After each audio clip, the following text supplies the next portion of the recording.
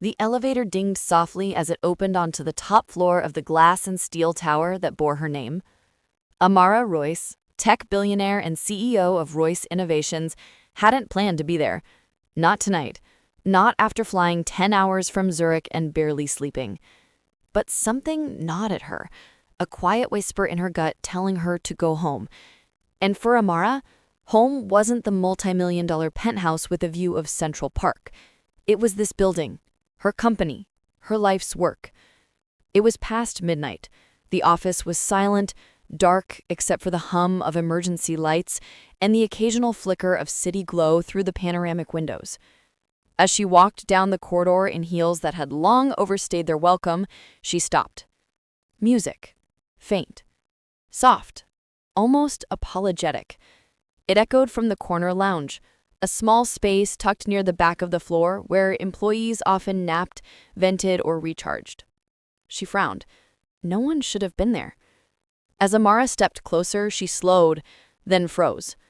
There, beneath the soft blue light of the city, a man, the janitor, was on one knee. But he wasn't cleaning. He was cutting pieces of his own sandwich, a simple peanut butter and jelly, and placing them gently on a napkin beside a girl, a child.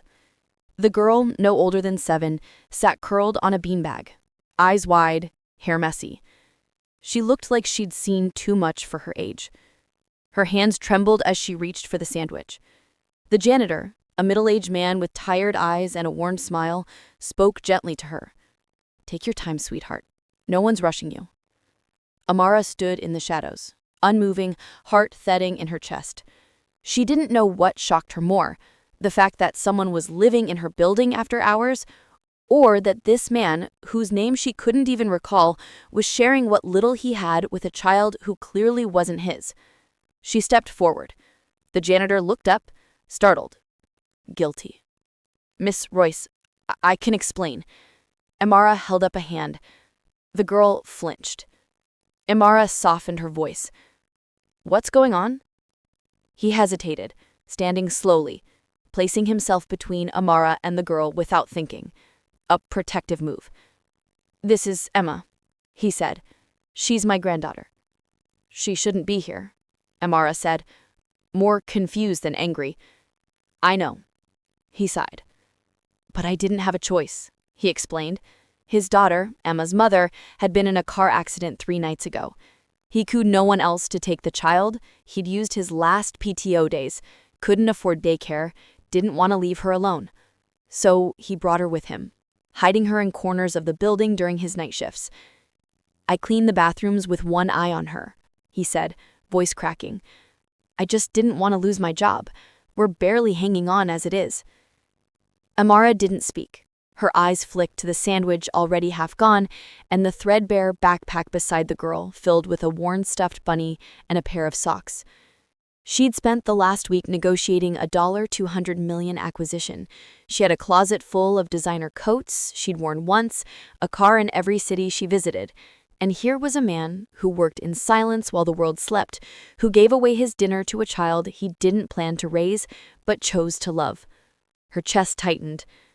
"Come with me," she said quietly. The janitor hesitated, unsure. "Please don't call security. I'll leave. Just let her finish the sandwich." "And no," Amara said. "Come." He followed her through the glass doors of the executive wing, into the kitchen she rarely used, stocked with premium food for meetings that often ended with untouched croissants. She handed Emma a warm plate of grilled cheese and tomato soup. Real food. Then she sat across from the janitor. "What's your name?" she asked. "Louis." "How long have you worked here?" 8 years, since before the merger." 8 years. And she'd never really noticed him. She listened as he spoke of his daughter's struggles, how he'd raised her on his own after his wife passed, how he'd quietly done his job while dreaming of a better life for the little girl now sleeping on the beanbag. Amara didn't realize she was crying until she tasted salt on her lips.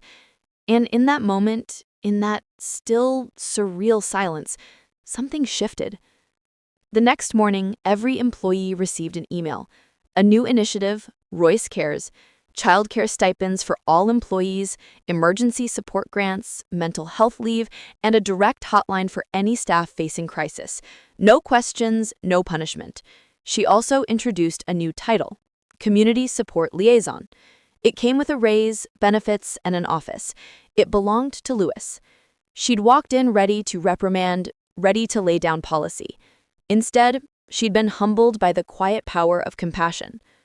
A year later, Emma, in a clean dress and shiny shoes, stood beside Amara on a stage at the annual company gala, holding a bouquet. "She calls you her fairy something," Lewis chuckled backstage, eyes gleaming. "She saved me more than I saved her," Amara replied. Final note. Kindness doesn't require a press release. It doesn't come with a title or stock options. Sometimes it's just a sandwich shared in the dark and the courage to care when no one's watching. And sometimes that is what changes everything.